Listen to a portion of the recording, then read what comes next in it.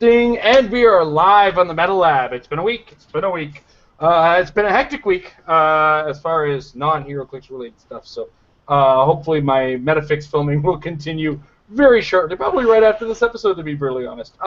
But that aside, Metal Lab time. I am joined this week by Mike. Woo! And Jay. Hello. Tom is absent off in the wonders of Atlantic Canada. And before we get into everybody's week, I want to mention that we are brought to you in part by HCRealms.com, your one source for Heroclix information and Heroclix awesomeness. Use the unit section to track your collection. Use the forums to discuss the game, find out what's hip, what's new, what people are talking about, and use the shop section to buy some cool Heroclix gear. And while you're using the shop section to buy some cool Heroclix gear, use the coupon code MARRIED for 10% off of your purchase. And that goes to help support the channel as well.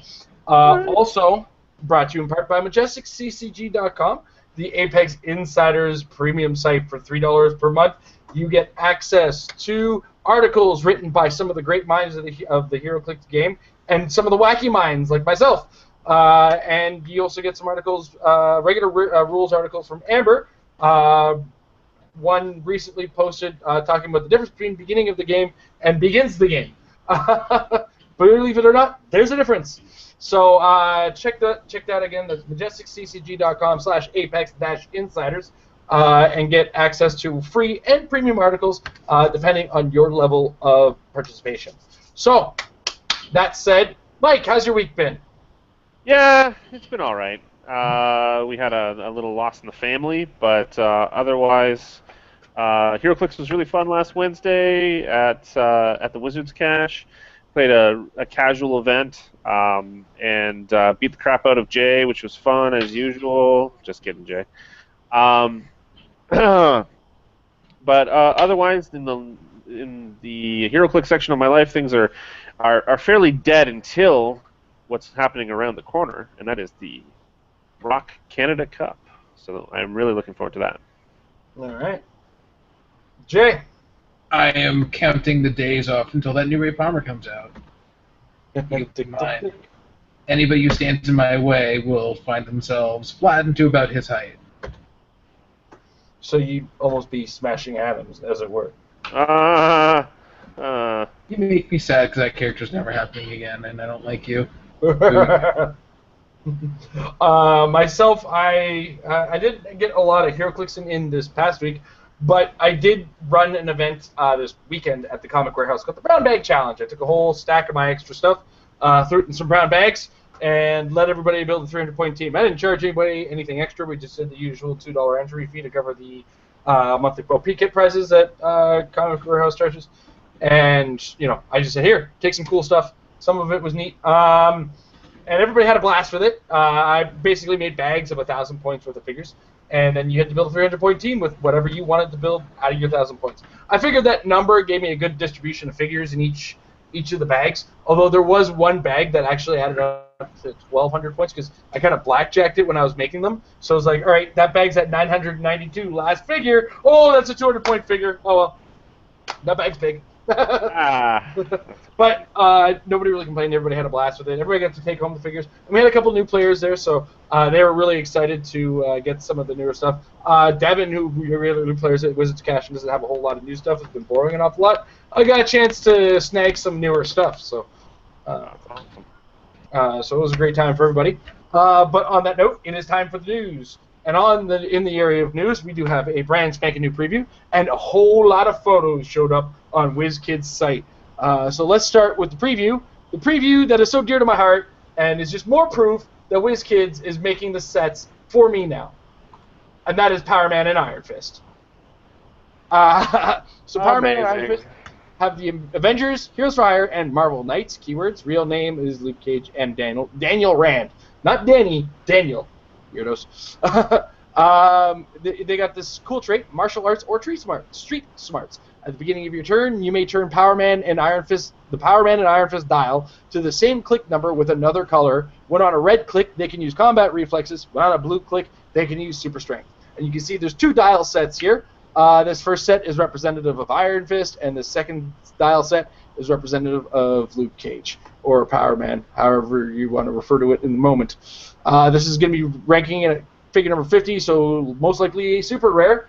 Mike, what are your thoughts on Power Man and Iron Fist? Oh, dude, so cool. I love the fact that it's not necessarily a duo. I was hoping for a duo, but at the same time, at 50 points, being able to switch as I go with actually decent values, 5 clicks for 50 points is always good. Yeah, both styles look good to me. I'm pretty happy about this overall. I mean, it's pretty simple. There's nothing that complex about it. But I do love new mechanics, and the idea of the switcheroo is kind of cool to me. What do you think, Jay? It's not really much of a duo at all. I mean, the most you can coordinate the dials is like a sidestep to then a charge, but like, it's a good dial for the points. There can be no confusion there, especially with 2 different traded cool powers. Especially when you take into account that Marvel Knights ATA is stealth, so that's also helpful. They are good. They are quite good. I don't necessarily see them making a huge splash, considering that they're not ID cardable at either character name because they are named as they are. But they are good, just not necessarily what I would have wanted from this particular idea of a duo. Yeah, Fair enough. I was actually looking at this figure myself, and the way I looked at it was this. They made a typo and put Power Man and Iron Fist. I felt the way this figure plays out, it should be named Power Man or Iron Fist, just based on the way that you're playing it out. Ultimately, this brings me back to the Power Man of Iron Fist of yore, or where I started reading comic books religiously, which is why I have such a soft spot for these characters. So these are dialed back versions of both characters that I get a single version of. Coming in at 50 points, I don't have to pick either one, which makes me super happy. Because it's so hard with the 100 and the 125 point version from Age of Ultron, or even the 70 and the 270 point figures from Civil War. This is one 50 point figure, and I don't have to say maybe I can't use one of them. Now I get to use both of them in a single figure. Will I use it? There will be a day where I decide that I'm going to give them a try.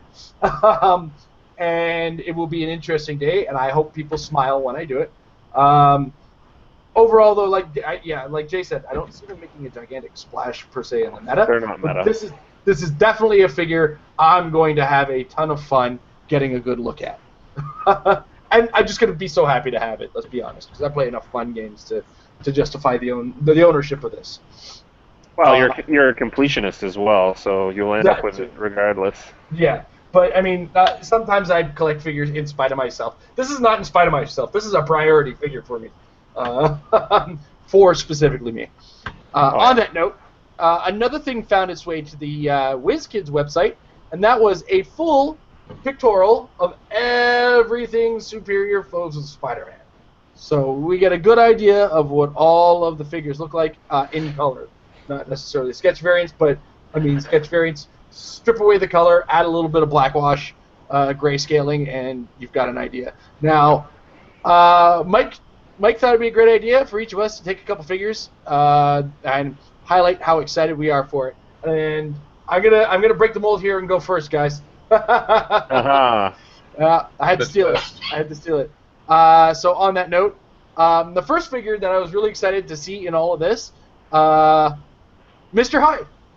It's been a while since we've had Mr. Hyde, and I do like this particular villain, a great Daredevil character. I think Mr. Hyde kind of came to me when there was an issue, a storyline in Daredevil where Matt Murdock had to defend Mr. Hyde, and he was actually innocent in this case, and I kind of became sympathetic to the character to a certain degree, though he is also, reminiscent of the original story, and that means he's similar enough to the Hulk, but this time he's a bad guy, so, the similarities are there. Also, in the case of similarities, if you guys haven't noticed or seen the figure already, this is a very similar model to the Kingpin. It looks like guy. Something. It's a resculpt. It's very similar. We're going to add hair to this one. Really is going to be the big difference on that one. But the one that got me most excited, I've been begging for it for 4 sets now, I think. Ares Ares is awesome. back in the game. Oh, Thank you, WizKids. Now I obviously have no dial, so I don't know if I'm even going to be seeing the ID card used a great deal, or if this guy. We do know his points, so. How many points is he? 200 or 125. Well, then he's usable. Yes. Because even if I have to use my Quinjet to call him in, he's coming. It's a good inspiration. So. Yeah. Well, it's a great inspiration. Hey, remind us, what is the inspiration on that as well? It is energy from close and ranged. Yeah. Oh, that's Same awesome. as man, and probably way more usable in a figure as an ID. Yeah. And I also want to point out that he does come with a slash marker, though the sharp implements in his hands, probably a dead giveaway on that one. He's a cut, people. It's going to be fun to have at least some sort of stand-in of Ares to play with Wonder Woman. Yeah. From the New 52. Absolutely. All right, Mike, what did you choose that you're excited to see in Superior Foes of Spider-Man that I didn't already ruin for you? Well, I'm really big on, and this may sound like a bit of a cop-out, but Devil Dinosaur I think is incredible. His dial is amazing. I just can't believe how good it is. With the reduction to 1 damage per hit on the first 3 clicks, and then the stop click that cannot be ignored, etc. So he's essentially Nick Fury proof up until that point as well. So like Nick Fury says, okay, no, you can't use the power on the first 3 clicks. It still stops. He's still going to stop at that center point, which is really nice. Plus all the Pog action. I just think he's awesome for the points overall. And the sculpt is beautiful. I just wish that it had the martini glass in his hand. That was probably a PG whatever issue. Right. I mean, although then again, as I recall, the Constant ID card had a cigarette. Look how big he is on the base. It's awesome. Yeah. He is definitely a giant. Yeah. But look at the tiny arms. How does he close combat? I guess he's tailing it. I guess when he has blades, he just staples a knife onto his tail. He just Remember, comes in it's and blades, gives you claws, a big old and hug. fangs. Right? So those He teeth. has a big head and tiny arms. Yeah. That is my pick, absolutely, for this All one. right. What about you, Jay?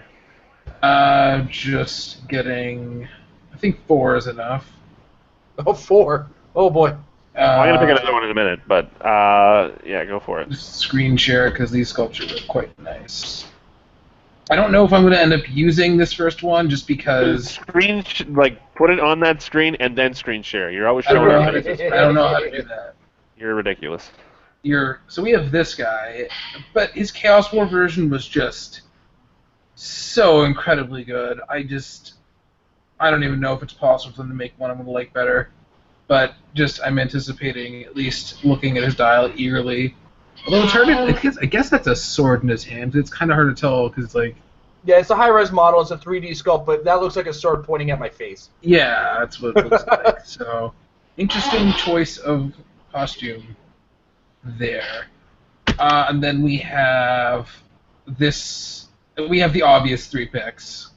The prize, or the champion figures. This is an unprecedented number of champion figures in a single set. 3 in champion one figures. I'm so happy that I called this, just because we already knew about Devil Dinosaur. Chameleon was obvious, and then hopefully Mephisto is appropriate given his Spider-Man story stuff. I'm liking how they're doing the champions in this now. It's not like they're just... I mean, I personally don't object to any of the champion depictions we've seen. Like, even Stargirl was straight out of a panel that I actually read the book of the other day. But these are particularly seem to be designed to not cause any complaining, so it's hard to... It's good. I anticipate one of Mephisto's powers being called One More Day. only to justify being in this set. Yeah, I'm very glad that they're not all super rares, because based on the numbering, Mephisto's are rare, the other 2 are the super rares. So it is not going to be the hardest thing to do, and the other good thing is that is Devil Dinosaur. Look at his base. Look at him. He's going to be the easiest thing to cherry pick they've ever made in this game. And there's nothing else in this set of similar size to be confused about. So it's basically going to come down to getting Chameleon, which is not going to be that hard. That Noir Spider-Man might throw you off once or twice, though, and because there's a couple figures with big action sculpts on there, big rocks. He just looks heavy. throw you off. Yeah, Noir looks really cool. It's almost impossible to say like that it's going to be super easy to cherry pick, but it'll probably be easier than most, mostly because the Noir Spider-Man that I just called out is clearly a chase. Well, look at his proportions. He's not anywhere close to as much as just sheer plastic. All right, Mike, did you have more you wanted to work off of? I mean, Patrick's is awesome. The chameleon, or the chameleon with the reflection in the mirror. That's a great way to include the champs pick on a sculpt.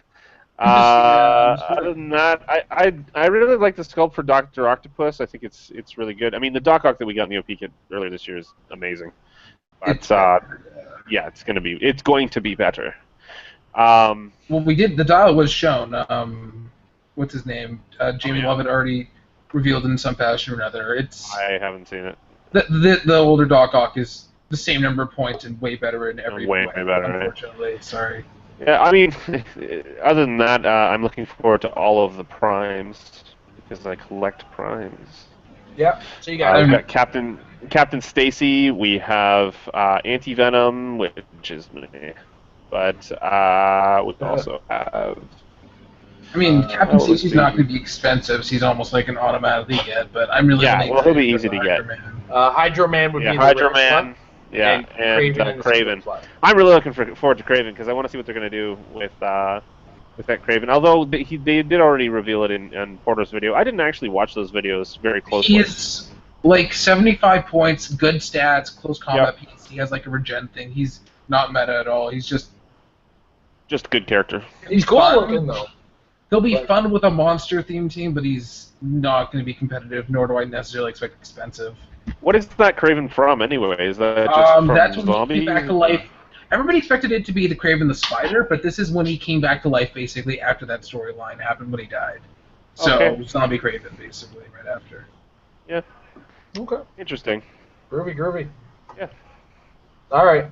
So on that, on that discussion, Superior Foes of Spider-Man is just like so close around the corner, and 4 days before that's expected to come out. We'll keep our fingers crossed on that one. We do have the Canada Cup, the Rock Canada Cup, which we've talked about several times on the show, but it creeps closer and closer and closer to the time. So, Mike, you want to give us a few extra details I might not have shared already with regards to that, because I know you've been the head of organization for the most part on that one. Have you covered the side events at all? I haven't talked at all about the side events. Let me pull those up on the win real quick here. So, it's a 2-day event. It's our first 2-day event, actually, in Ontario. I'm not sure about the rest of Canada. But it's considered to be a super qualifier level of play, but it's a brand new division, right? It's the national level division for the ROC. So there's going to be the Rock Canada Cup, and then there's going to be the Rock US Cup as well that's happening in Las Vegas. Excuse me, later on in August, I believe. August 20th. August 20th, right. You're going to it, right? I'm going to that, but not going to ours, just because school. It's so weird. Yeah, it's ridiculous. Yeah, but I'm going to be all like, I'm in Vegas, you're not. Yeah, and I'm going to be like... So anyway, we've got ours coming up very, very shortly. It's a couple weeks away. It's on the 6th and 7th of August. It's going to be a full 2-day event. We've got Swiss with single elim on day 1, and then we're going to have qualifiers, the people who qualified on day 2. Along with a whole pile of side events. We're most likely going to be having a mod contest. We had that last year at our provincials, and that went over really, really well. I believe Manny won that. Was it Manny? Yeah, I thought Manny didn't. He got like second or something. Something like that. Anyway, Manny made the Metal Man. I thought Buona Beast won. That was a cash prize last year. We haven't worked on pricing for it this year, but it may end up being a cash prize this year as well. It's a $5 entry last year, and it was we had a neutral judge who didn't actually see what people submitted, which made it actually possible. We're going to have a return of the Monroeville Mall Mega Map Battle Royal. I know that for a fact. That was a huge hit. It's a 6-foot-long map with like 12 people sitting around it with their crazy teams that they've come up with. Also, that is a golden event as well. Manny did win that one. He won with how many figures? It was I thought he won CERN? I thought he won the Stone Age tournament with like. Is that what it was that he won? Yeah. Oh, my memory is terrible. Yeah, he these won days. like the Bronze Age or the Stone Age, whatever. Right. Yeah. Yeah, the Stone Age and other clicks. I That's think what it didn't was. Spencer win, or he won the raffle to win the map. We won the raffle for the map. That's what won Okay. the actual map itself. Yeah, we had the big raffle last year. We're not doing a raffle this year. We're keeping it a little bit more simple in that way. There's also a side event called the Weapon Drop. Just trying to find it on. Oh, yeah, I think Will was telling me about that one. Yeah, it's let's see here. Yeah, Sunday Fun Day Weapon Drop. That'll be on the second day, so day 2, aka Sunday. It's a 400-point Golden Age, no resources. All characters' ranges are 0, unless using a weapon object effect. At the beginning of each turn, the active player selects a character they control and draws the top card from the Weapon Drop deck. That object is placed in the chosen character's space. Objects with an effect follow standard equip rules. A character may be given a free action to unequip an object and equip it to a friendly adjacent character. So that should be really interesting. Since prizing is to be determined, we're going to end up throwing some of these out. We may end up throwing a little bit of store credit or possibly some sealed product at it as well. The prize pool is ever expanding for this thing. It's going to be massive. And everybody will walk out with prizing. That's generally the policy that we have here in Toronto. Downtown Toronto, anyway, for a lot of the tournaments that happen. Any real kind of entry fee. We're expecting some Americans to cross the border. I'm hoping to see more, which is great. If you end up the Canada Cup champion, so be it. That's wonderful. We'd like to see lots of people there. And, excuse me, if you beat me, I'll even give you something. Just saying. I'm ready for you. I don't want another Bring used. it. Okay. What's that? I said I don't want another used Kleenex. That was gross and it's not in tears. Oh, Are you sure it was a not in tears?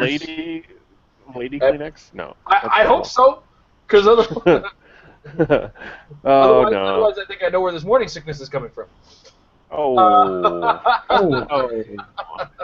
Wow, we just keep digging on that one.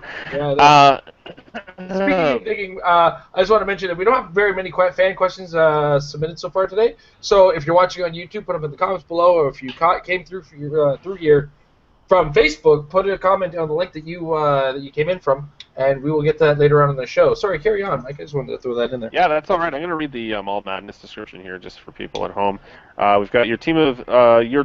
This is called Mall Madness. This will be Monroeville Mall side event. Your team of business associates is interested in gaining control of the local shopping complex. Only the most ruthless manager can claim the monopoly. This is a battle royal using all standard BR rules, except where noted below. Booster draft, any available 5-figure boosters allowed. Be sure to bring a number of special deed markers unique to your team. The map is Monroeville Mall, as I mentioned a couple times. Set up all players play together, each player starting with the first place is their team in a named location, not occupied by another player. So basically in the different stores that are in there. Each player receives 2 actions per turn, and the special rules are the hostile takeover. If at the end of your turn, a friendly character that began the game on the map occupies a named location not also occupied by an opposing character, place a deed token in that location. Remove an opposing deed if it is present. You now control that location. When time is called, or at the end of a turn where half the players are out of the game, finish the current round and play one more complete round. So they're doing a final round rule in this particular case. The player with the highest number of controlled locations is the winner. If there is a tie, the player with the most points wins. Snake draft at completion. And once again, we will be throwing some pretty substantial prizing at this. So what you're saying is that this set should not be played with UXM because of all the Freedom Force characters, which would just break this rule or the build.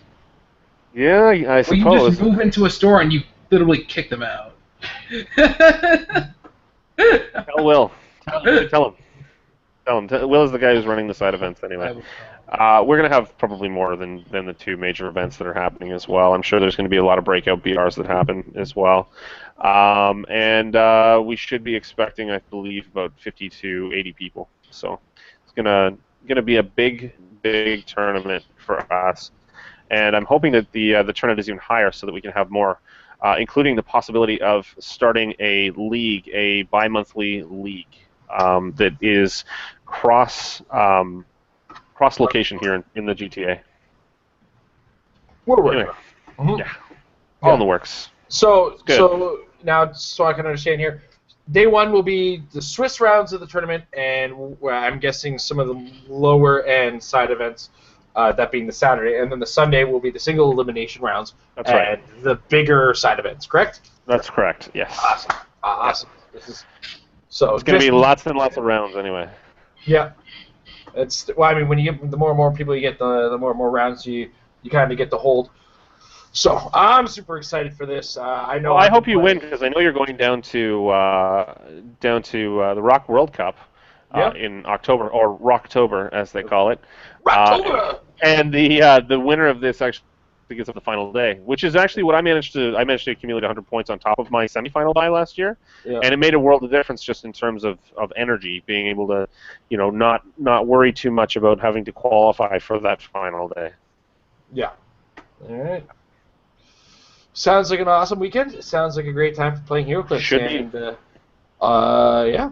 So on that, did we have anything else to discuss? No, we didn't have much of it. It's this written during that slow season, so it's actually probably a good chance now to check out the Majestic site, see if any super qualifiers have gone down recently that need discussing. And oh, look at that!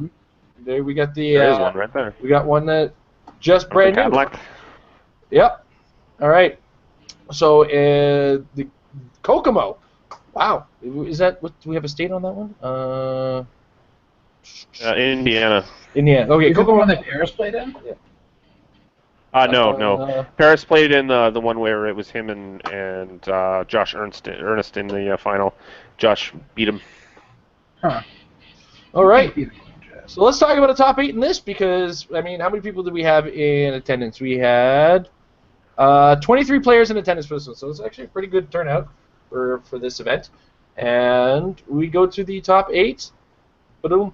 And perfect, it is just the top 8. All right, so in 8th place we have Michael Smith playing Nick Fury with Brainiac, a Jean Grey at 50 points, KC Green Lantern at 30, Ultron 18.2 on, of course, Drone Dial 30 points, a Pandora's Box with Greed, Sloth, and Envy, and he's got 2 Shield level 7 ID cards, and the Atom ID card, and a Hawkeye ID card. He's using the Age of Ultron movie set Hawkeye at 75, so that's the starter set one. We have the Atom at 15 points, Super Rare Hulk at 100 for one of the Shield level 7s, and, of course, another Nick Fury on the ID cards. This is actually very similar to what we saw Aubrey play locally in the Provincials tournament and the Winamap prior to that. So I guess Jean Grey and Ultron Joe is just a thing now. Yeah, absolutely. Actually, this is something very similar to what in Headspace to what Tom was playing that had me on the ropes at the Winamap in Ottawa, where you start the turn, Jean Grey tosses out a drone, the drone brings out a thing. The thing does what it does, which is probably in a lot of cases, Nick Fury comes out, shoots at 9 Rangers, tells somebody you don't have something, does a ton of damage, and then you use the power action with Jean Grey to TK the guy back, and now that character who you had do a thing is completely safe, and so is your drone. It's quite a crazy kerfuffle of things that you can do in that single set of actions. So, and of course he still has a Nick Fury back there, sidestepping his way up, I believe, with the Brainiac has sidestep, if I remember. Yeah, pulled up. Yeah. So slowly sidestepping his way up. You get the Green Lantern adding Perplex to the whole mix. It's and Barrier, yeah. It's ruthless, to say the least. Yeah. So it's no wonder this did make it into the top 8. Oh my God! So the Envy Relic. Wow. The Envy Relic, if you put it on the Alan Scott, you can actually attack with him. Yeah. Because that's the one that lets you copy attack values, potentially. Right. Yeah. Suck it, nerd. Oh, replacement values. Wow. Oh, Yeah. man. All right. So next up... I think we just broke Jay. Envy's great. Envy's amazing. Is the shiznit. And Envy pulse waved me recently. He was used to pulse wave, so yes. All right, so in 7th place we have Harry Dempsey playing a mystical theme team. with the chase question, so close to my heart, with Eclipso at 25 points, possessed by Eclipso. We have Blade at 90 points. That's Someone's happy about that. a monthly OP kit one, with Brainiac on it. He's got the Midnight Suns ATA, which will, of course, be wildcarded by the question. And we have a Black Cat on the team as well, rounded out by a Pandora's Box with Sloth, Wrath, Envy, and Lust. And we have the Atom, a Batman, and a Nightwing ID card. The Black Cat, right. There's 3 characters. So a lot of toolbox in the ID cards. Of course, the Atom being the most important thing. You get the Batman, who's I'm guessing, Trinity War Batman? Guessing. For flexibility, maybe, possibly. I don't know. But yeah, that question is such a brawler. I love him so much. And what he can do with that smoke cloud is quite exciting. And poison, smoke cloud, poison, precision strike. It's just gets in there and fights. And Blade does the same thing. Copy the Midnight Suns to kind of slowly inch your way forward because the question does have a movement power that gives him stuff, if I remember correctly. Yeah, he has like 9 standard powers. He has like 9 standard powers topped out that he has access to. Yeah, so he gets to slowly make his way up there, regardless of line of fire, or not worrying about your opponent drawing line of fire, and then just brawls it in with the question, or even keeps them at 3 range. Who knows, right? Depends on the character you're up against. And then if you can get the right positioning with the question using Outwit, you're taking actions every turn with him. And all 3 rollouts is never a bad thing, especially when you keep your pulse waves. That's right. So, anything you want to add there, guys? Or? No, man, you covered it. I like the next one. It looks a lot. It looks a little Masu-ish. It's really sad that there's no way to play the question with Midnight Suns plus Loki and make it a good team. I've tried. All right. So next up, we have Jerome, last name unknown. Oh, Jerome. Actually, I think this is our buddy, isn't it? Yeah. This is the accountant at the school. Yeah, Jerome. Jerome. I met you in Atlanta. Yeah, I met him at Worlds. Same. So Jerome has Lex Luthor at 200 points. This is the Trinity War one. And all 3 of his characters have the Justice League New 52 ATA. He's got 2 Atomicas, the 25-point Fast Force Atomica, and he's got Pandora's Box with Sloth, Wrath, and Envy, and he's got a Shield level 7 ×2 and a Wonder Woman ID card. His sideline consists of the 200-point Wonder Woman, War Machine, and the super rare, of course, Nick Fury.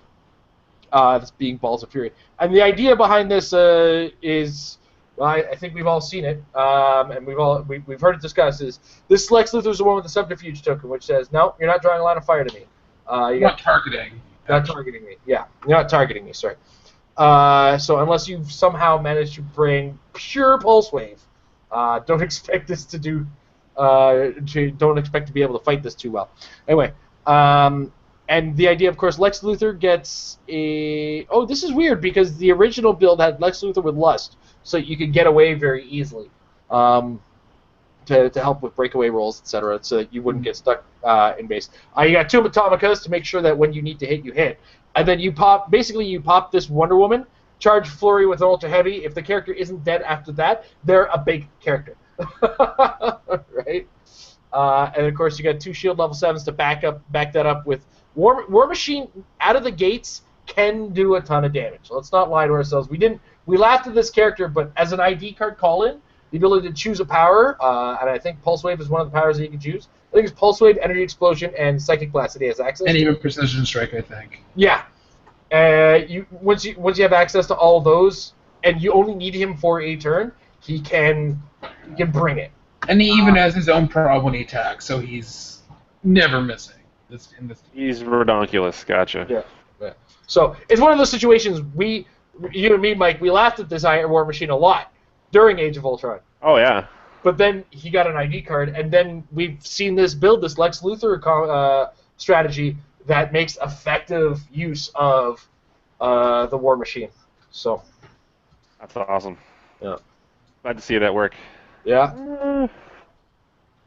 See here. Yeah. Up in 5th. Midnight Suns has made its way out there again. We have Doctor Strange at 150 points.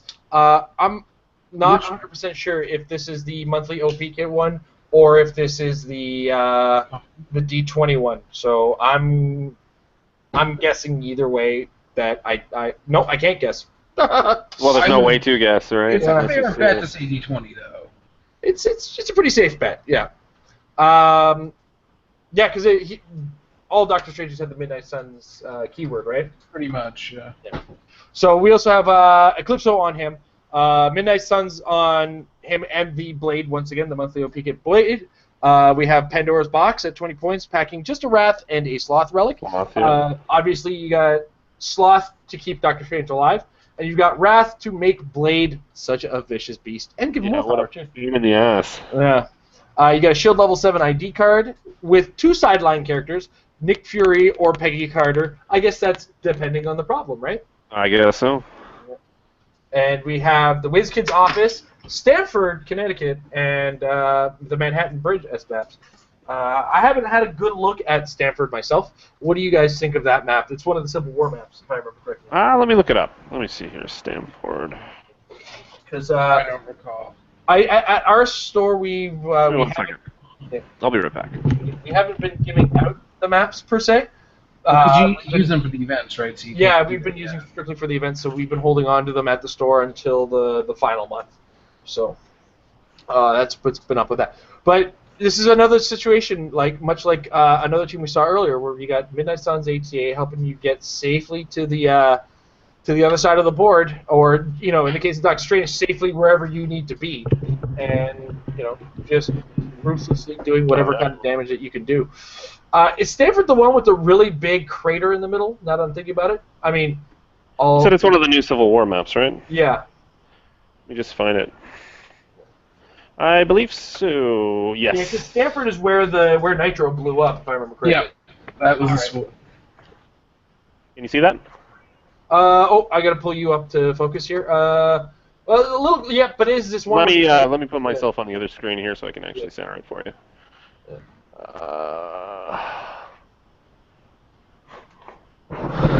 Yeah, it's hard to get the glare off.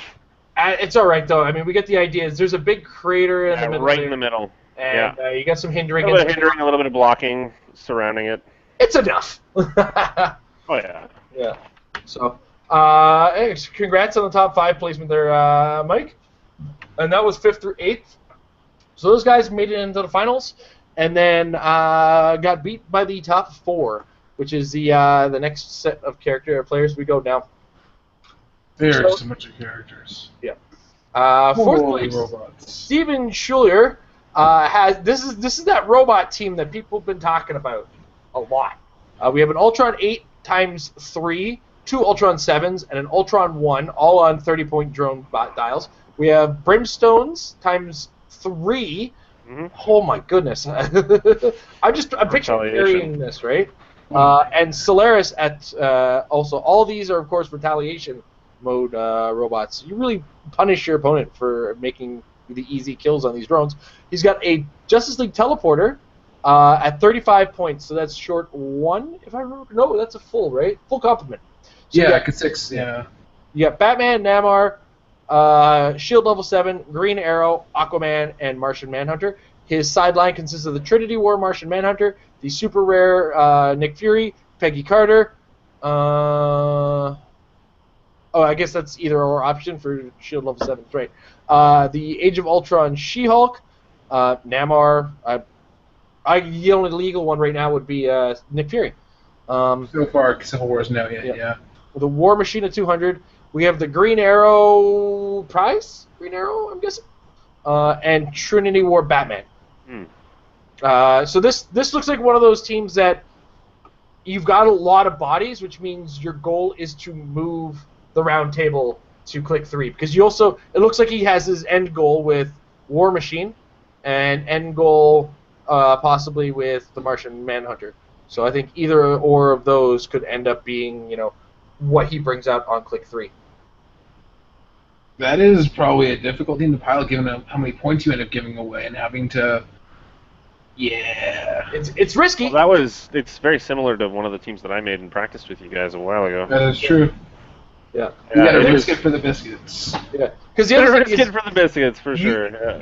When you give up points with a drone, you still retaliate with a Brimstone or a Solaris, right? So it's while you are giving up points, you are punishing for giving up points.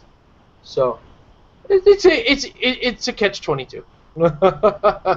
And he did get him to the 4th place. So congrats to Steven. Congrats to Steven. Schuler.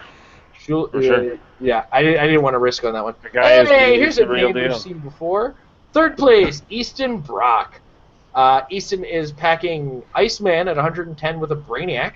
And he's got a Rock of Eternity with Wrath, Lust, Greed, Sloth, and Gluttony. You guys, by any chance, watch a competitor's podcast with him on it the other day, or listen to it? I have not listened to it. Because they refer to him as Easton C-word. So good. They get away with a few more things than we try to avoid too much. But I can see that. Yeah. I've had the pleasure of meeting Easton in person. He's a sweetheart. Yeah, he's a good guy. I still have to get him to stirrup. Yeah. I own ketchup chips now too. I had a bag of ketchup chips that I brought to Ohio, and I just never took the chance to hand them off to him. Don't give those away. Those are too good for Americans. So anyway, in addition to Iceman and a Rock of Eternity and Brainiac, he had an Ultron at 18.2, a Nightwing at 25 points, Atomica at 25 points, Solaris 25 points, and Red Wing at 20. I can get behind this team. Yeah, I think that Red Wing is a character that we're going to start seeing just because of what it does and his keywords. Yeah. Because he's he's Avengers and Robot and Soldiers, so he's going to make his way on just all those teams. A lot of different teams, yeah. And we've got 3 ID cards in Constantine, or Constantine, as Jay is going to correct me to anyway. Shield level 7, and Shang-Chi. And it looks like we have the new Shang-Chi on this one. Now, here's where I was talking about. We have Nightwing with the Outsider Seam ability. You bring out Shang-Chi, and you could very well, in a single set of attacks, kill a thing. Kidding, you can kill a thing, yes. Yep. So, be aware of that. It's now officially happened. And Easton, if you're watching, I want your Shang-Chi death count, please. Oh man, this is interesting. This is very, very cool build. But it looks like a lot of it. The Ultron drone can bring out the. I'm curious. Oh no, this is Civil War Machine. I haven't looked at him yet. No, Captain America. No, sorry. That's not Civil War. Wrong Civil War. The movie Civil War. Right. He's at like 105 points for like running shot 11 and 4, and he has Avengers Initiative. He's decent. Yeah, it's enough for an Ultron. It justifies an Ultron calling. Well, the Civil War Hawkeye is he has leaps. He's stationary, but he has like good stats, and he needs to be placed accordingly. He's not a character you play. He's a character you call in. 18.2 is a good character to place with, though. Especially if you get that Ultron 18.2 onto his second click and call in War Machine and Hawkeye and have them, or even this Iron Man, just call him in with any of those guys, and you've got a bit of an explosion because that Ultron drone does come with enhancement. That is a true statement. He is the enhanced Ultron. Yeah, so that's all. And the only flyer. There's a lot of hidden damage potential that at first glance you'll miss, and it's all here. It's all here waiting for you. Easton, ever an innovator. He knows what he's doing. Yeah, I've always noticed about Easton. Name me 2 tournaments where he's played the same team twice, and I think the only time was during the meta where we had power batteries anyway, and he was using Coriander a lot, the double Coriander builds. So it's the only time I can think of him repeating builds. But even then, he didn't use it often. He would build a team, then the next time he would double Coriander. Then he'd build another team and then double Coriander. So even when you're playing the same team more than once, you know what they say about practice. Yeah, that's true. I heard that it makes your teams better. Indirectly. All right. So now we get into the finals, the top 2. In second place, we have Daniel Powell. I've had the pleasure of meeting Daniel in Ohio. He is the gentleman that traded me my Allen, actually. He is officially the best person in the world. Oh, wow. Yeah. Best person ever. Yeah. Here's the one that pulled the world's finest in probably the most insane battle royale I've ever played in my life that I still couldn't get a win out of. But Daniel was playing a Brainiac Skullship with a City Dial, Atomica at 25 points, and the Atom at 15, along with a Pandora's Box and Wrath. He's also got 3 ID cards with Batman, Shield level 7, and Superman. His sideline consisted of the Nick Balls of Fury, Nick Fury, the Uncommon War Machine. I'm guessing is a backup to Nick Fury if the team so required it. His Batman choices were Kingdom Come Batman and the 150-point Trinity War Batman. And his Superman choices were Brutal and Kingdom Come Superman at 200 points. His sideline and ID cards are subtle. What do they do, guys? It's interesting that he didn't have Slaw, just because that would work really well with the long dial. Yeah, it looked like there's going to be a lot of turns where it would be start of the turn, pick up a city, start of the turn, still drop an ID character, let that character do a lot of the heavy lifting, while the Brainiac Skullship sat around and collected cities. Especially because then you get to be on your defense dial, which is defensive. It's very defensive at 19 defense. Chances are he also kept the Envy Relic handy because the attack values, though pretty good on the attack value, they're terrible on the defense value dial. But if your opponent does get in your face on the Brainiac Skullship, you can take their attacks and keep your 19 defense for the next turn. And or even have Atomica attack, now that I think about it. Yeah. So there's a lot of contingency and a lot of options in this team, and it took Daniel to second place. So congrats to Mr. Powell on piloting his Brainiac Skullship right down to the level. So, all right, then we move on. In the first place, Jonathan Cadlick, and this is a hair I've seen this hair at other tournaments. And he piloted a green light with a 50-point Wasp, a 50-point Hank Pym, an Age of Ultron drone mode for 30, the Kingdom Come Spectre at 35, and the Atom on his Retaliation dial. He has a 30-point round table, which is going to be with 5 cards. Captain America, Shield level 7, Batman, Constantine, and Hulk are his cards. And he's got the Age of Ultron movie, Captain America, the Balls of Fury, Nick Fury, Trinity War, Batman. He it's listed there as 85, but I'm guessing that's generally what he used. He's got John Constantine. That seems oddly specific. Was that his name on the Trinity War figure? Yeah, just his name. The card is called that for some reason. I don't know. Yeah. He's got the Chase Hulk from Avengers Assemble, and he's got a Hank Pym, Yellow Jacket, Ant-Man, and 2 Ant-Man. Oh, of course, for sidelines for his Hank Pym there to shift in. So it looks like this is that build again, doubling out what the robot team was talking about. Make ants, move your round table. Make ants, move your round table. Make ants, move your round table. Let the ants take the shots in the face, while your round table slowly but surely, or quickly, actually in this case, finds its way to the number 3 power, while the green light makes great big barriers to keep you there. Well, that's the green light. He has the trait where 40-point characters and lower get toughness and flight. Yeah. So your ants become super mobile because they're 0 points. He doesn't even need to fill up his sideline with the Hank Pym the Wasp that gives. Oh, he starts off with that Wasp actually. Yeah. I'm blind. Huh. So he has like the ants getting 2 sources of fight. That's cute. Yep. So he's just pumping out ants so that even if you energy explode two sets of ants, that's now moved to the round table very quickly. I'm sure he found himself on click 2 at an alarming rate, the clicks with power 2 at a very alarmingly quick rate. He has like every single form of really low point yet awesome character because he has the drone, and he has the Casey Chase, and the Colossal Retaliation and ants. Yeah. It's just teeny weeny dudes. Yeah. Very, very, very good strategy. Congratulations to Jonathan on his win. And congrats to the Goblin Games on the fantastic Super Qualifier. That's a great venue name, Goblin Games. Just so on the nose. Yeah. Goblins. Who doesn't like All goblins? Right.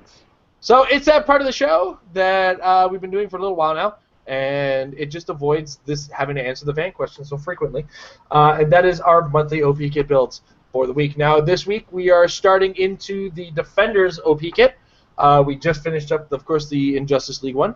So this week we are starting with Moon Knight, who I was very excited to see come out of the OP kit, because what I think one of my big things is, if I have the ID card, I want the option. That's kind of my big thing right now. And Moon Knight is definitely a character that is very, very ID cardable, to say the least. Especially if you've seen his ID card and what it's capable of. Anyway, so we got Moon Knight, comes in at 75 points with a special movement power. He's got the Avengers, Heroes for Hire, Martial Artist, Marvel Knights, Mystical, and Soldier keywords. He's got all the keywords, all the great keywords with lots of options. I think barring maybe Marvel Knights, but I don't know. There's not many characters with Avengers, right? So he's got improved movement, ignores elevated terrain, and ignores hindering terrain. And he's got a trait, the Cycles of the Moon. At the beginning of your turn, remove a moon token from this card. If you can't, because there isn't a moon token, place a moon token on this card. If there is a moon token on this card, modify Moon Knight's combat values by +1, and he can use willpower. So the idea, of course, being on the first, you go into your first turn, you go to remove the moon token. Okay, can't take the moon token because there isn't one, because it's still the first turn. So you put a moon token on him, and there's a moon token on him. Therefore, he's got +1 all his stats on turn 1. I don't get why they had to word it that way. It should have just been like every other turn, like take it off or put. It's very wordy. It's careful wording though, because if you follow the instructions to the T, it makes perfect sense. No, I know, but it seems to be a needlessly roundabout and wordy way to convey that information. I don't know. Yeah, it's something I'm noticing they're doing a lot. Is they're getting pretty wordy to try to avoid any kind of loophole or missing anything, and just because sometimes when something gets missed and something gets allowed, overcomplication can create, or overcomplication is created by missing something. But then overcomplication and wording just causes you to go, that seems complicated, but then you go through the steps and it actually works out. It's like playing a lot of board games, Once if you read the board game rules, it's like, I don't get it, and then you play the board game step by step with the rules and go, okay, that's it? All right. So, anyway, very true. Move on to a special movement power, which is charge, running shot, and stealth. Also, he's got a 5 range, I don't know if I mentioned that. But he's got charge, running shot, and stealth. What you see is what you get for powers. He does get some close combat expert, some exploit weakness off the top there. He gets into some blades. Last click, he's got some regen. And there we go with Moon Knight. And you know what? I was feeling a little fun today, and I'm going to be way off the cuff, and I'm not going to dodge it this time. I'm going to go first. So, of course, we started with Moon Knight. And I decided to build a bit of a fun no tactics team. This is not something to expect to win with. I just wanted to build. I wanted to build with a keyword, with the Marvel Knights keyword, because I love my street stuff. My comics were born on the street, yo. So, you're a nerd. I am. And we have Moon Knight to start the show off. Next up, I brought Night Nurse. I have her. She's a great keyword. You should bring her to everything. And she fits into the Marvel Knights, and she's 20 points that can possibly keep some things alive. Some things like this poor Punisher who, if he takes a shot in the face, man, ouch. He's kind of screwed. He's gonna hurt. So this is of course the Civil War Punisher, the rare, and he's got that ability where you can drop ammo tokens, I think it is, and roll an extra die for your shots. I could use that extra die. Not gonna lie. Oh wow, that just happened. We're forgiven. Yeah, don't forgive me. I don't deserve it. I don't think I'm using the wild card in this team because, unfortunately they missed that on him.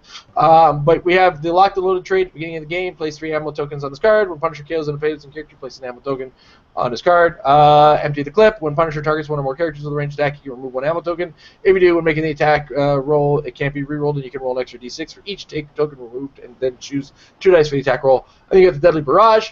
Give Punisher a power action and remove an ammo token to make a ranged attack. Then make another ranged attack. First attack doesn't activate the damage depletion modifier, so you can potentially just take a power action if you got yourself in a good position and take 2 shots for 3 damage. If it's the right target, it's going to be 6 damage. So that's a pretty good Punisher. To kind of cap it all off, I brought Ghost Rider.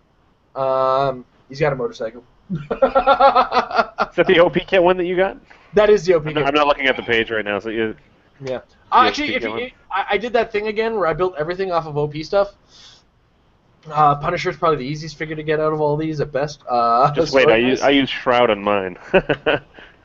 Yeah. But this is the Marvel Knight, the old actual Marvel Knights OP kit. Right. Where you had, I think it was it Punisher, Daredevil, and Ghost Rider. Anyway, so this one's got the penance stare where you start collecting tokens if guys die. So I might get 2 tokens on him if necessary. And then when Ghost Rider makes a close combat attack, you can replace his damage value with the number of penance tokens on this card and lock it. If you do, the damage dealt is penetrating. And it goes really well with his hypersonic and improved movement. With improved movement, ignore elevated and ignore hindering. That really represents Ghost Rider well. And some stats, but you're kind of using the hypersonic to the best of your ability, and maybe utilize that 2 range or the 2 range you could possibly get if you see yourself coming up against plasticity. It's a fun little build that I came up with, and I decided I was going to goof around this week. So yeah, That works, man. Yeah. the Knights of the Marvel. Mike. I like it. Just FYI, that's some cool stuff. Let me see. I'm gonna share my screen here. Which screen is it? Okay. Where did it go? Oh, there it is. Okay. Here we go. Without further ado, there is my screen. So, started off with Moon Knight as it was required. Decided that he was a good candidate for possession by Proteus.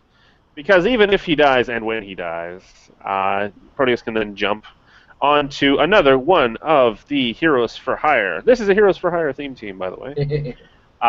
We then go to the free action movement Falcon from AVA. Love him, and I put Brainiac on him because of click 3. So if he manages to get down to click 3, or if I want to push him to click 3, that special power that Brainiac has complements his move and attack ability quite nicely, as it does most things in general. Anyway, it's not overly complex. This is just for the record. This is not a competitive team. This is just a team, much in the light of Jason's team. Lots of fun, good for a casual event that is allowing possession. And then we move from there to Shroud, also from this month's OP kit. I like this Shroud because, first of all, he's 40 points. He has the right keyword. And he has the special Smoke Cloud, which is when an opposing character occupies one of Shroud's Smoke Cloud markers and is adjacent to 2 other of Shroud's Smoke Cloud markers, that character modifies its attack value by -1. Now, the cool thing about that is that when you do a power action version of Shroud's Smoke Cloud, he can put down 9 hindering terrain markers, as long as 1 is placed under him. Now, if you do the free action version, yeah, it's only 1 square under him and then 2 adjacent, in which case, it might pay to have have a relic that gives you sidestep, like maybe one of the Pandora's Box relics. I'm not sure, because then he could sidestep out of it, and hopefully someone will charge into it, etc. Not know about his, or forget about his power if they've done their RTFCing, and take advantage of that ability. I mean, for 40 points, he's actually really good. His values are half decent, especially with combat reflexes and stealth together. A lot of characters are not stealth busters still. And I think it works well together overall. You can see here there's 3 instances of the Heroes for Hire ATA, which is at the beginning of the game. Place a number of hired tokens on this card equal to the number of characters using this team ability once per turn. You may remove a hired token from this card, and 1 character using this team ability may make 1 close or ranged combat attack as a free action. Uncopyable. 8 points times 3. Really, really good ATA. Very worthwhile. And then going from there, Pandora's Box.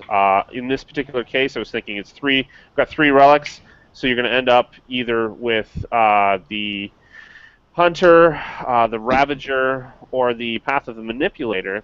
Now, neither the Hunter or the Manipulator look particularly good on click 3, but if you notice, my team is mainly close combat. And click 3 in the Path of the Ravager gives you Flurry half the time and Empower the other half of the time. So, works pretty well, especially when you have free actions that are given by the ATA, giving you the ability to do more attacks. So it's just a whole bunch of crazy close combat attacks that are happening at all times, pretty much. Aside from that, I've chosen Sloth, Lust, and Envy. Envy going on to Shroud in this particular case because he has the lowest attack value out of the three of them. Although, I mean, he is tied with Falcon in this particular case. I wanted somebody to be able to mirror other people, but also gave him ESD because he already has combat reflexes. And the other two get reflexes from their respective, or one of them gets reflexes from Lust in this particular case. Always pays to have some plasticity because it's anti-hypersonic speed, and positioning is everything in this game.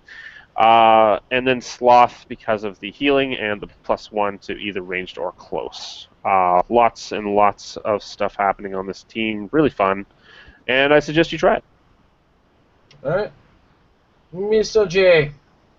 I just copied you, so I copied your sensibilities, so this is going to be... So this is the Meta Lab not being meta this week, apparently, once again. So I think mine is the most competitive of all our builds. Okay, so we have Moon Knight. Moon Knight is the mandatory one, although I like him a lot, otherwise I need to actually acquire him. Yeah. Luke Cage is there because it is Luke Cage Day, because I got a cool shirt with him yesterday, and the trailer happened, and the piece, and all of the nice things, and he is the cheapest version, so he's there, as is his wife. And I just realized I put the wrong Falcon on this team, because it was supposed to be the 75.1, which means this team is totally wrong, but we will just pretend that Jay is not an idiot. Don't worry about it. So my thinking with the Hawker card in particular was that Moon Knight, when he has no tokens, we'll want to call him... When he has no tokens and his actual token, we'll want to call him in, because he can do better stuff.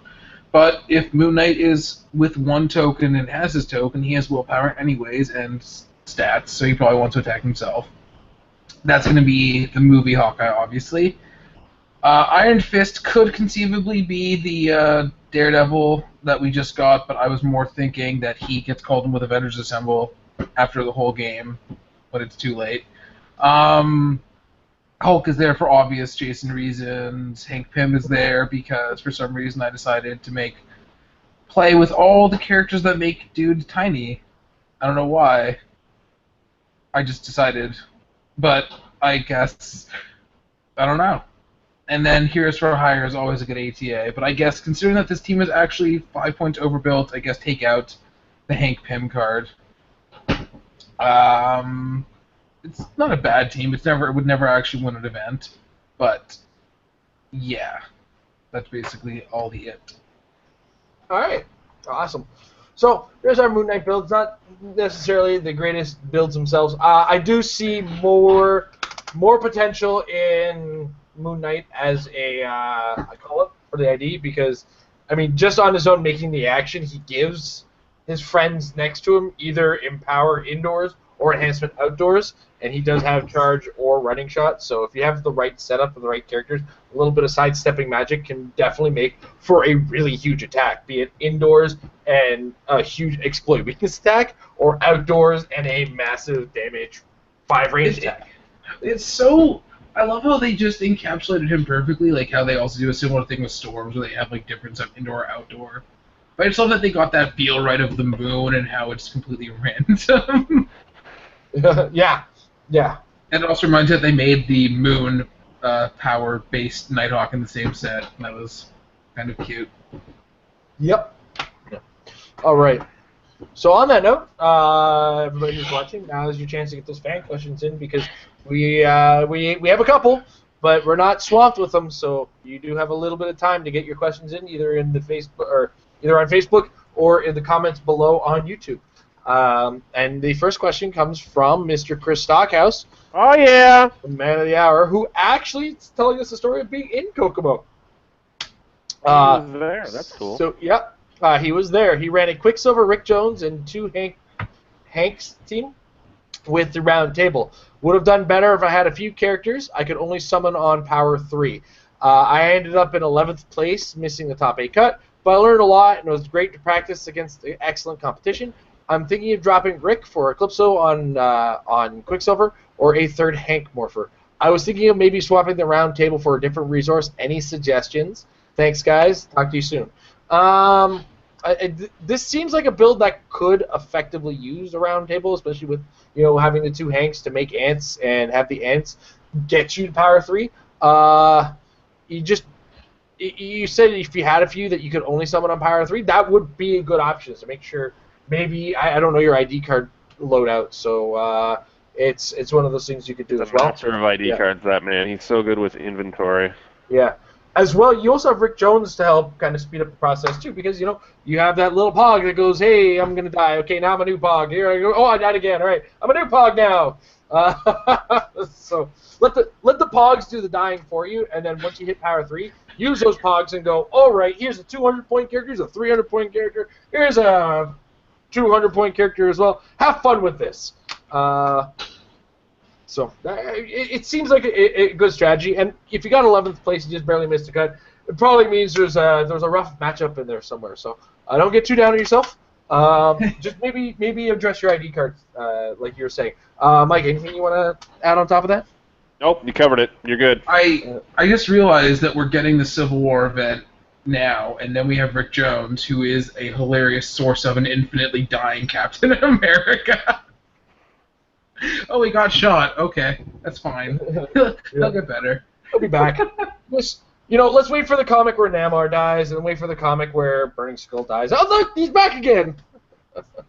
It's an endless cycle of death. All right. Next up, Mike. Oh, and he's nice enough to throw in the pronunciation of his last name. Backley. I used the. Oh, okay. So this is Mike from the top 8 of this event.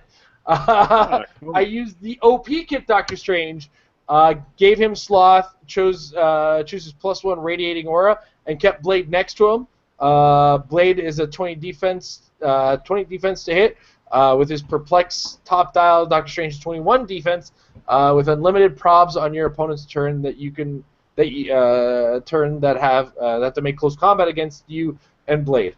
Also, big shout out to Chris Stockhouse and all the other fantastic players at the Goblet Games for the fantastic Super Qualifiers. So there's your clarification. It wasn't the D20. It was, in fact, the OP kit Doctor Strange. Yeah, so that's the one that has the special power where he has prob, and then he can use prob on once per attack on your opponent's turn. So good luck hitting. Yeah, good luck hitting my 20 and 21 defense. Let's go. You basically kill one thing, and then you're fine. All right. Charles L. Franklin. So for fun game, do you think you could run both skull ships on one team? Would it work, or do you think they'd get in each other's way? They're 3x6, if I remember correctly, right, Amber? Yeah. Cumbersome. So 3x6. Well, you got 12 squares across. It would be rough, but with the new colossal rules, you get a lot more leeway because you can move pretty freely. You shoot over everything else. You just have to make sure you don't block your own line of fire. And considering how wide the base is, I don't think that's too big an issue. So yeah, for a fun game, it would be easy turns, move, shoot, make Brainiac drones, eat cities, done.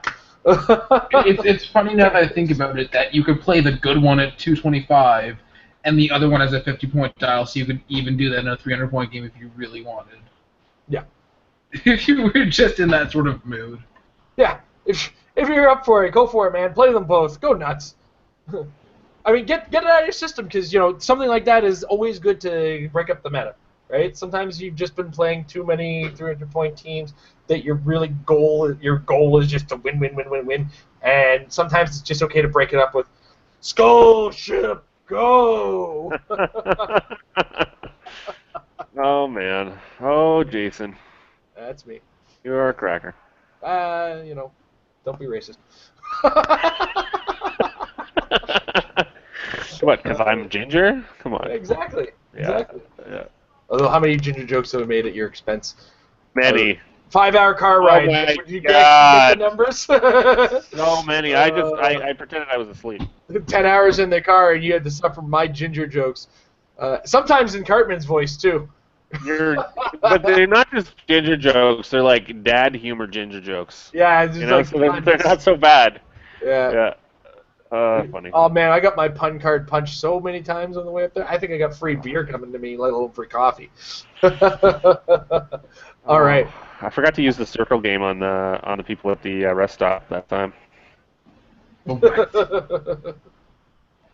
All right. You did the what?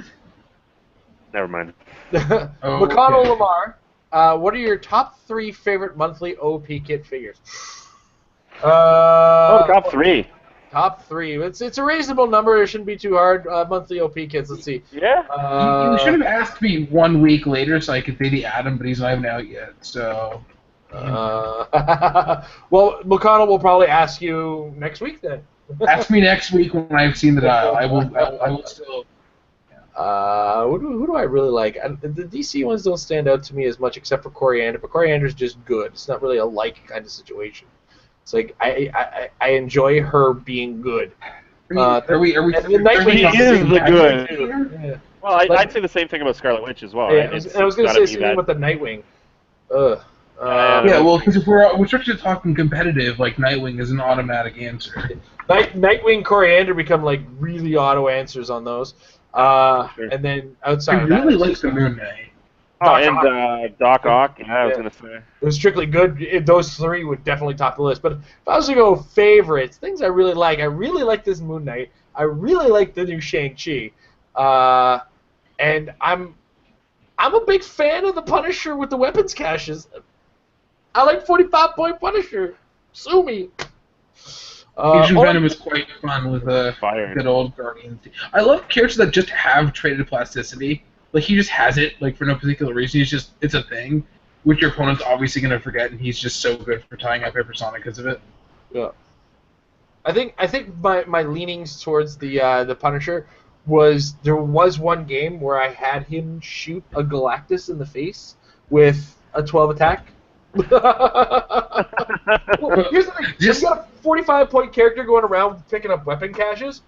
Galactus doesn't care about the 45-point character. He cares about the 120-point Ghost Rider that's running circles around him. Right? It's the setup to the best punchline. Yeah. So. Mike, what are your 3 faves? Oh man. From the OP kits. Yeah, the monthly OP kits. So it's not that big a pool. Yeah, the monthly. I like the Sinestro from the recent one. That's pretty cool. He's a bit pricey for what he does. Also, the Captain Cold's good from there.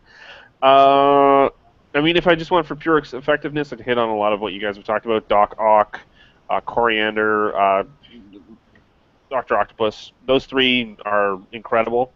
Oh man, yeah. Pre-nerf, White Queen. She's fantastic. Pre-nerf White Queen. Pre-nerf White Queen because she's that whole broken. forcing roll-offness is so freaking ridiculous. I just think it tickles me on so many levels. That level of frustration because I like playing with frustrating teams. Yeah, pretty much covers it. I mean, what else? Just in terms of fun characters to play. Oh man. Oh, I like the Green Arrow, the most recent Green Arrow with the arrow. They're not called arrow tokens. They're called something else tokens. J. Quiver. I don't know. Something dumb. Trick Arrow. I don't know. Trick arrows. Trick Arrow. Yeah, there you go. That's not fair to ask me. That's like, I know what the power does. You have an eidetic memory for click styles. If the trait is called Trick Arrows, you get 5 Trick Arrow tokens. All right. Stop yelling at each other. I wish that Why? trait was then called Turning This is Tricks. what we do. This is how it's done, Jason. I know. I haven't been here since the beginning. True. Very true. Oh. I pretend to have a terrible memory. He has the best memory. It's part of our dynamic. You want to abstain to next week? I mean, for now, let's say White Lantern, Martian Manhunter. Yeah, he's cool. The Agent Venom, who's like good, but not competitive, but still decent, and I don't know, Lobo, because he's fun. Lobo's the bee's knees, man. Lobo's like one of those characters that he's just, once you played against him once, you get really scared of him because of what he can do. But like when you play him for the first time against somebody, he just blows their mind. He forces respect upon you. He beats respect into you. Yeah. Absolutely. You don't have respect. Ask Play again that next. character. Do it. Yeah. Ask that. Just copy it word for word. All right. And that's it this week for fan questions. I want to thank our fans for. That's for cool. I putting think in we their have some fun with requests. those. Yeah, we're in that area that area between where, other than Canada Cup, I think the next big thing is Rocktober. So we're trying to kind of fill the time. I am Vegas for some. Yeah, and Vegas is around the corner too. So, but beyond that, I mean, we're waiting on Superior Spider-Man. We're in that post-Worlds where they kind of wait before slamming us with all the sets, which is just around the corner with Superior Foes of Spider-Man, Joker's Wild, and Ninja Turtles 2, and what's that? Remind me when Joker's Wild is coming Deadpool Part out. 2, yeah. October? Yeah. Probably somewhere between September, October, November, like that general area. Yeah. And then a little ways away. we have Deadpool and the X-Force coming out in the beginning of next year. I can't wait for that. That's the set I'm most excited about right now. I'm excited for Jokers because Joker and Harley and JSA. Yeah, whatever. It's really funny now how, like, comics-wise, Joker and Harley haven't been together, like, since New 52, basically. So, yeah. Yep. It's funny. It is. It's weird. So yeah, on that note, guys, is there anything you want to say on the way out there, Mike? Just come on down to the Canada Cup, the Rock Canada Cup. Gotta come out. It's gonna be fun. It's on the 6th and 7th of August. It's a long weekend, I think. Who cares? Make it down. It isn't, while you're because I down. have an exam on the Monday, so it is definitely not a long weekend. Nobody cares about your exam. You do, because I'm not to Fail. be there. You should fail that class just to be there. You paid off my professor so you could win this event. Sure, I did. You're my only threat. As far as I go, I have rules recap tomorrow. I don't remember there being very many rules posts, and then I have an article for Mike that will be for the Canada Cup that will come out tomorrow. Hey, it's not just for the Canada Cup. It's about the new nationals in and general. the U.S. Cup and all that jazz. All the goodness right there. All right. Oh, you son of... Okay. That's all I have to say. And on that note, I do want to also thank our sponsors at HCRealms.com. You saw them in action with the unit section as we used it to build our teams. So check it out. Get an account. Get in the forums. Get in the conversation. Get on the go. Click that shop button. Put in the coupon code MARRIED while you're buying stuff. Get 10% off your purchase. Get some awesome, cool stuff. And also, if you're looking for rock events in your area, click the Rock tab. Find out where your local event is around the corner. Check out where Canada Cup and US the Rock US Cup are, so that you can find your way there. I'm putting out a challenge for every Canadian, or for every American that shows up. I turn up the Canadian accent by one. So you could very well be hearing you know me. what? I need a break. I gotta go smoke some darts and drink some Timmies. How you doing there, eh? Hey. Oh, you're a wonderful person here. Sorry, eh? Oh, sorry about that, eh? Sharing. I know, I'm doing it on purpose. And on that note, as well, I want to thank Majestics, MajesticCCG.com. We saw our update from the Kokomo Super Q from that site. Join the Apex Insiders, Apex-Insiders portion of the site. $3 per month gets you articles written by some of the greats in the game. Adam Friedman's been on a tear writing articles for them. I really have to come up with another. He keeps asking me for more stuff too. I've been slacking hard. Look, you've been good. I've been slacking hard. It's not good. Yeah, I try to keep it every other week, but that means I need to write. You have one lots of stuff week, to do in your life. You have 3 I children. can meet a deadline. Hire me. Yeah.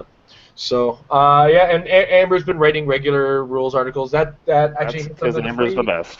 So you don't even need a membership to get those articles. So check those out again at MajesticCCG.com, or check it out at MajesticCCG.com/Apex-Insiders for the premium articles. But that said, we're talking game, we're talking awesome. and Mike has screwed up the rules, screwed up the order. So big time. No. I'm in charge of the order. So you got to find a way to vamp your way into it now. All right. Practice Makes Your team. better. Everybody have a wonderful evening. Have a great week. Oh,